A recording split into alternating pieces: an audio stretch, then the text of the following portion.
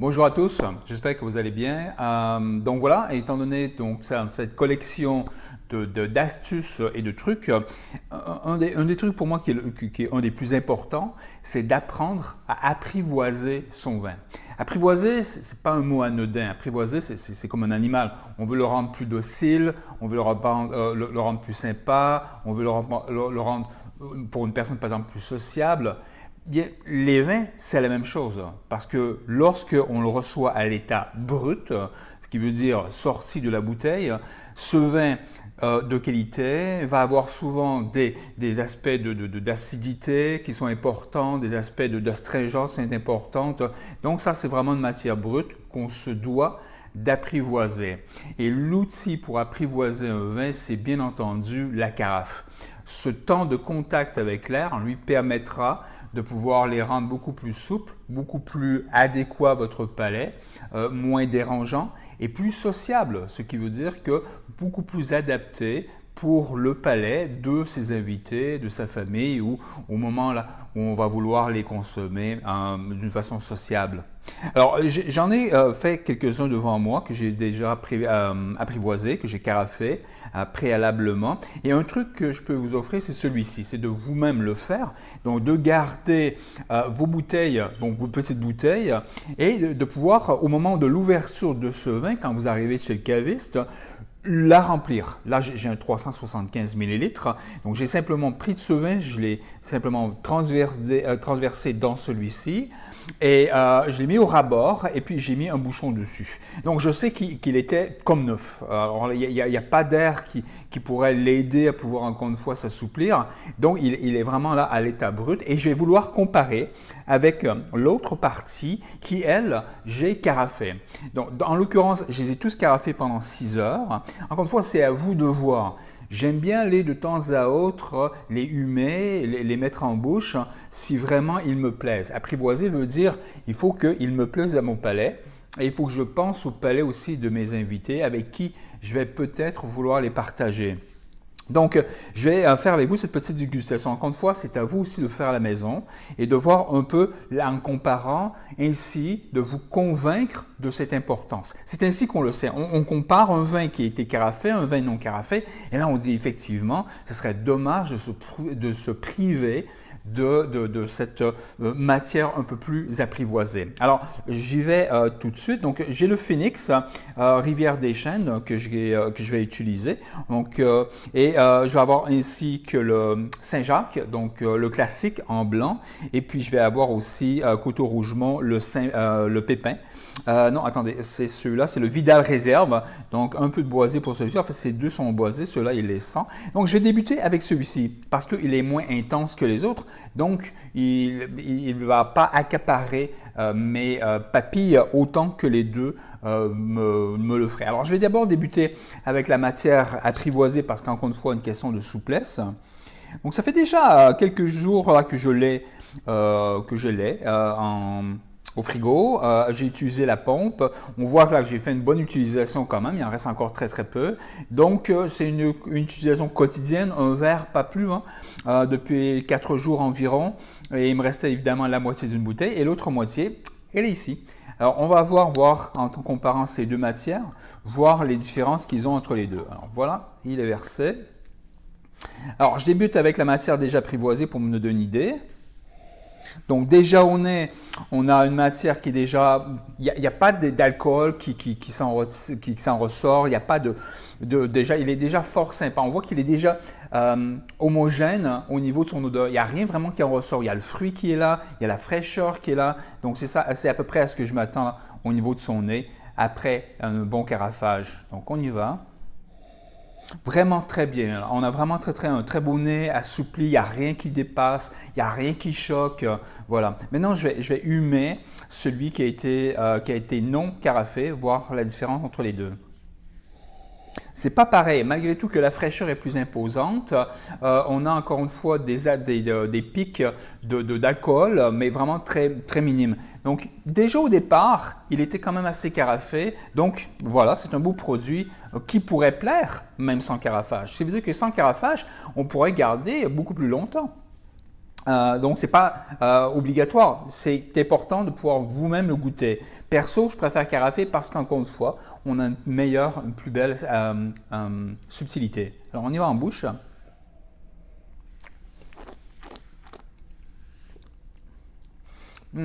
On a une bouche très très fine, l'acidité est fort subtile, elle n'est pas imposante, juste assez, elle accapare mon palais d'une façon là, très homogène, donc vraiment fort agréable.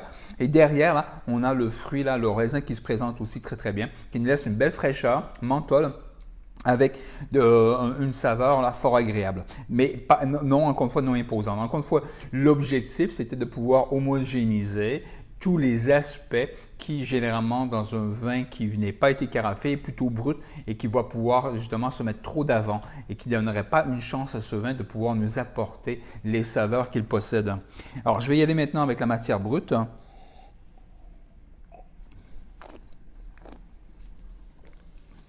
Bon, déjà, on a l'acidité qui nous prend ici.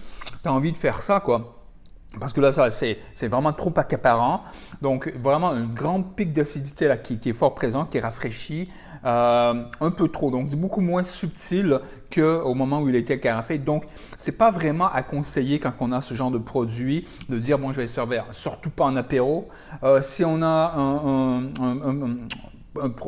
un mets, par exemple, qui a besoin de ce genre d'acidité, je me dis pourquoi pas, mais goûtez-y, les deux, c'est pas du tout la même chose. On a vraiment là ça un peu trop en pic d'acidité et l'autre vraiment fort bien assoupli, même après 4 jours au frigo, 6 heures de carafage. J'ai enlevé l'air vers la fin pour lui donner encore un peu plus de chance parce qu'il est très très bien tel qu'il est. Donc, pour pouvoir ralentir son déclin, j'utilise la pompe. Donc, même à cette quantité, je pourrais en avoir encore pour 4 à 5 jours. Donc, voilà, Domaine Saint-Jacques, on a le classique en blanc fort agréable, mais le carafage s'y impose et à vous de comparer, à vous de le tester. Donc, on va y aller avec un autre. Cette fois-ci, on va y aller avec le Vidal du Couteau Rougemont. Encore une fois, même technique. On entend bien le pop, ça veut dire que j'ai bien enlevé l'air. On y va un peu, voilà. Et puis, on y va avec la matière brute pour bien comparer. Et voilà. On referme bien. Parfait. Alors, encore une fois, je vais aller un peu avec le nez. Bon, pareil, on a vraiment là un très bon nez boisé, vanillé. On a vraiment quelque chose de très très bien fait encore une fois. Waouh, une belle homogénéité. C'est vraiment fort agréable d'avoir à humer ce genre de produit là qui, encore une fois, les caractères qui pourraient être parfois dérangeants, ils sont amadoués, qui sont assouplis. On y va avec l'autre. Bon, il n'y a pas une très grande différence finalement au nez. C'est souvent beaucoup plus au niveau des papilles qu'on va vraiment ressentir les caractères. Donc, j'y vais avec le premier.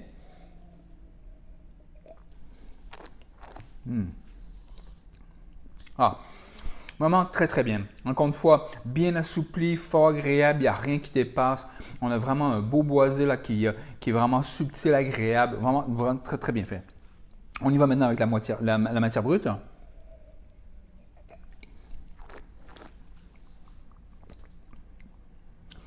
C'est pas trop mal en fait. Bon, encore une fois, on a un peu d'astringence qui évidemment en bois qui va se développer, qui est beaucoup plus présente. On voit qu'il est à sèche, ce qui est pas trop mal parce que ça va permettre de rehausser votre mets d'une façon un peu plus efficace. L'acidité, mais on voit quand même que on n'a pas le côté velouté de ce vin après qu'il ait été carafé, une fois qu'il a été apprivoisé. Donc, c'est un peu dommage de ne pas se permettre. Mais il ne serait pas choquant de pouvoir le servir tel quel avec notre mets sans l'avoir carafé.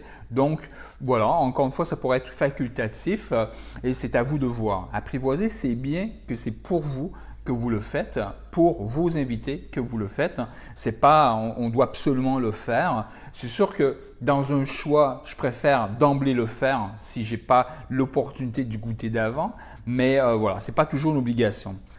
Donc maintenant, je vais y aller avec le vin rouge. Donc ça, c'est le Phoenix qu'on retrouve facilement tous régulièrement dans les SAQ. Donc c'est pour cette raison que je vais aussi l'utiliser parce que je suis sûr dans une SAQ locale, vous pourriez le retrouver. Alors, je me verse la version apprivoisée. C'est le même que pour le Saint-Jacques, donc je l'ai déjà utilisé d'une façon quotidienne, déjà carafé 6 heures, bref, le même truc. On y va avec la matière brute. Voilà. Donc au nez, on y va à plat. Donc déjà c'est expressif même une fois carafé. Là peut-être que j'aurais coupé court sur un carafage qui aurait peut-être bénéficié d'être carafé davantage. Donc déjà un nez qui est explosif au départ, pour moi évidemment ça ressemble beaucoup plus à la matière brute, donc j'y vais. Bon, vous voyez, c'est des nez qui sont presque identiques, encore une fois par leur expression, leur quantité finalement d'olfactif qui s'en dégage. Maintenant je vais y aller avec la suroxygénation. Alors ça c'est encore une fois la partie carafée. Oui, une belle homogénéité, encore une fois au niveau de son olfactif. Maintenant, c'est le palais qui sera beaucoup plus révélateur.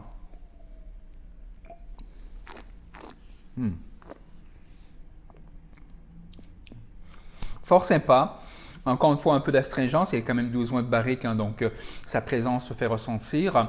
Une acidité rafraîchissante, fort agréable. Une belle homogénéité. Donc, vraiment très très bien. Je vais regoûter une deuxième fois.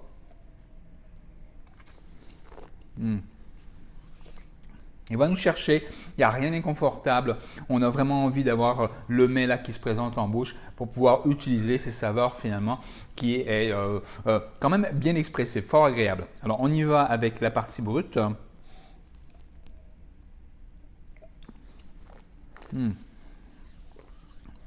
Pas pareil, hein?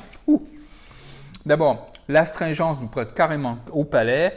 On a là vraiment l'impression d'avoir mis les dents là, sur le pépin là, de ce raisin là. Donc son astringence normalement est davantage une texture, mais cette fois-ci on a vraiment cette saveur là qui s'imprègne, qui n'est pas très agréable. Donc voilà, c'est de l'acre, donc cet acre n'est pas vraiment très très bon pour le faire. Et vous voyez, hein, une fois qu'il était carafé, l'acre n'est pas du tout présente. Donc si ça lui a permis juste de se débarrasser finalement de ce résidu de saveur qui n'est pas le bienvenu directement dans ce vin, alors le carafage aura déjà fait son travail. Je vais quand même y aller pour une deuxième bouche. Ah non, c'est sûr, pas du tout le même truc, hein. C'est vraiment le jour et la nuit. Mais je le répète, essayez-le vous. Donc toujours pas toujours, mais au début, question de pouvoir faire en sorte que le carafé apprivoisé devienne une habitude, il faut vous en convaincre. Pour vous en convaincre, voilà, c'est le truc tout désigné, de prendre une bouteille comme ça, de s'assurer qu'évidemment il n'y a pas été carafé avant, de rester dans sa matière brute, pas d'air, donc je l'ai vraiment mis là, juste à ras-bord, j'ai fermé, j'ai mis au frigo, j'ai fait la même chose, ou on peut très bien aussi comparer température pièce, c'est pas un problème.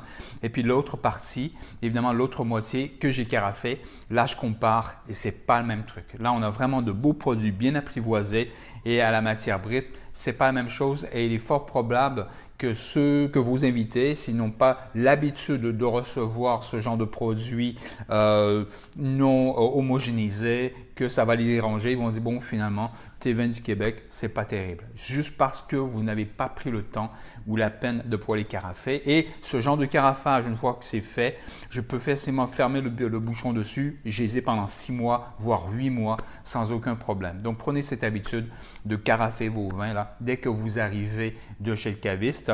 Et une fois que c'est fait, refermez, mettez dans un endroit tempéré ou bien au frigo. Et au moment opportun, ça y est, ils sont prêts. Ils ont déjà fait le travail. Donc voilà, encore une fois, j'espère que ce truc vous a été utile. Essayez-le, donnez-moi des nouvelles. Hein.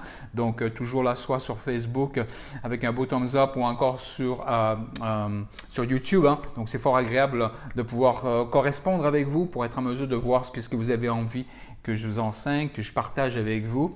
Et puis vos commentaires vraiment très bien. Ou si vous voulez m'inviter à la maison avec grand plaisir, j'apporte mes vins et on pourra ainsi là, discuter vin tous ensemble. Encore merci pour tout. Je vous souhaite une très bonne continuation et je vous dis à la prochaine.